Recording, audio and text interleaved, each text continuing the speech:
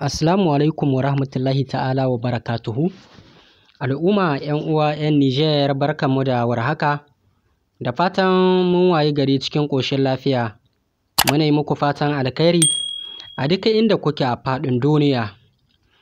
'Yan uwa 'yan Nijar, dangance da maganar da gwamnatin Majalisar Ceton Ƙasa ta CNSP suka yi na yanke hulɗa tsakanin ƙasarmu ta Nijar da kuma ƙasar Ukraine. Wannan mataki da gwamnatin Majalisar Ceton Ƙasa ta ɗauka mataki ne wanda yake almuhimmin mataki wanda ya kamata gwamnatin Majalisar Ceton Ƙasa ta fito ta barranta kanta a kan hakanan, duba da tafiyar da muke yi.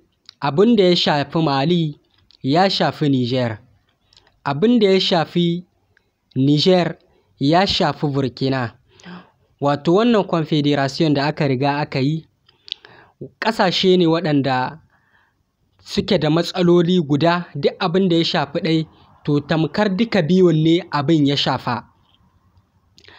Kenan a haka sai mu ce alhamdulillahi, ƙasarmu ta Nijar mun ji daɗi da ta ɗauki wannan mataki na yanke hulɗar diflomasiyya tsakaninta da ƙasar Ukraine, wadda take goyon bayan 'yan ta'adda.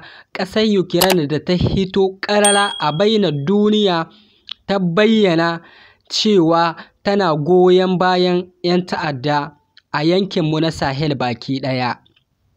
Kenan ta wannan sai mu yi tir da Allah wadai da wannan abu da ƙasar Ukraine ta yi. Wannan katsalandan ne ta yi a cikin yankinmu, kuma wannan ta yi abin da ake ce ma shigula a cikin al'amuran wasu ƙasashe inda ba nata ba, ba kuma a yankinta ba.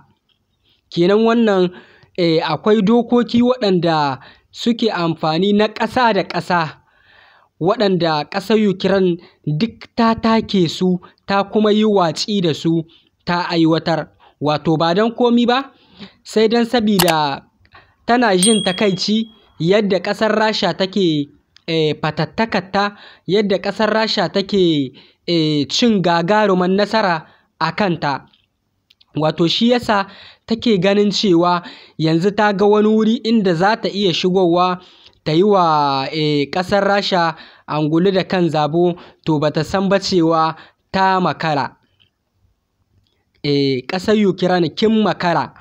Wato abin da shi Volodymyr Zelensky bai sani ba ko kuma ya mance shi ne, wato uwayen gidan shi ma ire-iren su Amerika da ƙasar Faransa da Ingila da suke goyon bayan shi akan yaƙin da ake yi da ƙasar shi, ingiza mai kan turuwa ne suke yi mishi, sabida sun tabbatar da cewa babu yadda za yi da ƙasar Rasha. Su kansu ma da ke manya babu yadda za su iya yi da Rasha, domin ana maganar super power. Rasha duniya ce, Rasha duniya ce.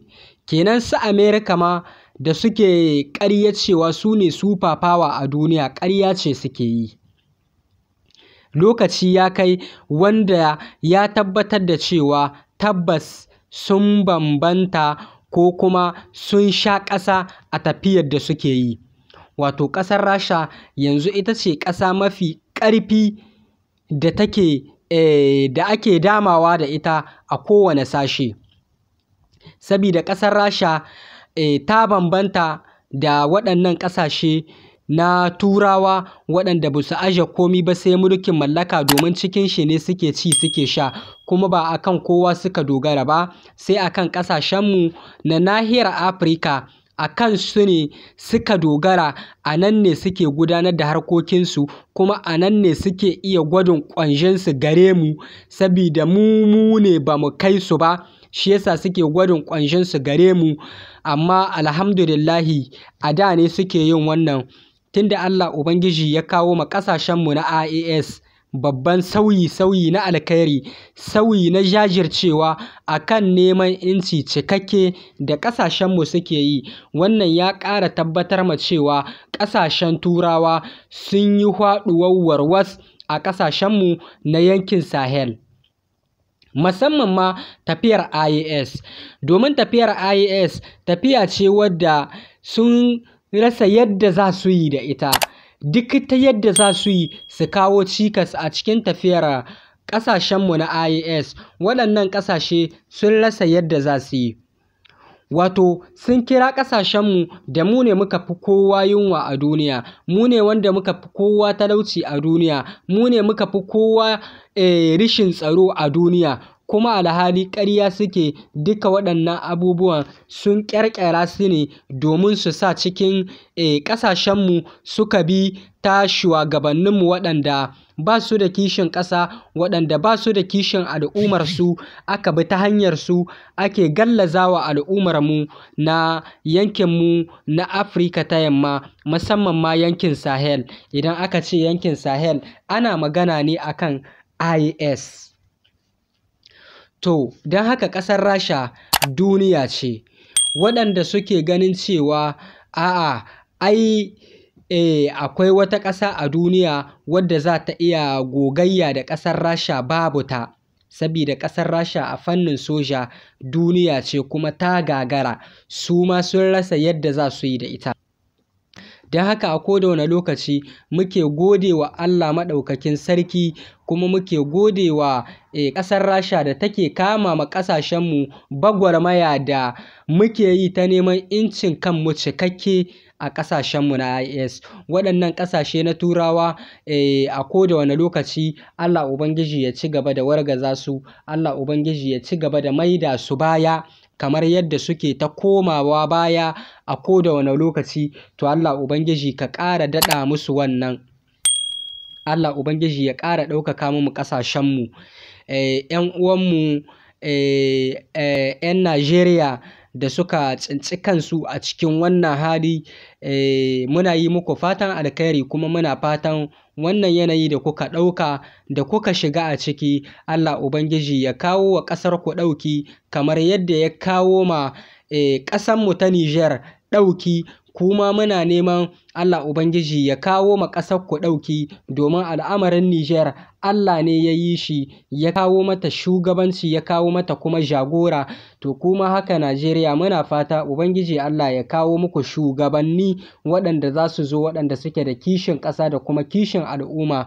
Ƙasashenmu su hita daga cikin matsalolin da 'yan siyasa suka yi ƙoƙari suka tilla ƙasashenmu su ciki, ba don kuma komai ba suka yi haka sai don sabida muradinsu, sai don sabida 'yan terekinsu na siyasa. Sabida ta haka nan ne waɗannan Turawan uwayen gidansu suka nuna musu cewa ta wannan hanyar ce kaɗai za a samun abin da ake so, kuma alhali ƙarya ce suke yi. Don haka Allah Ubangiji ya kare ƙasashenmu na yankin Sahel, Allah Ubangiji ya tsare mu shugabanninmu Mali da Burkina Faso da Nijar, Allah Ubangiji ya kare mu al'ummarmu na IAS baki ɗaya.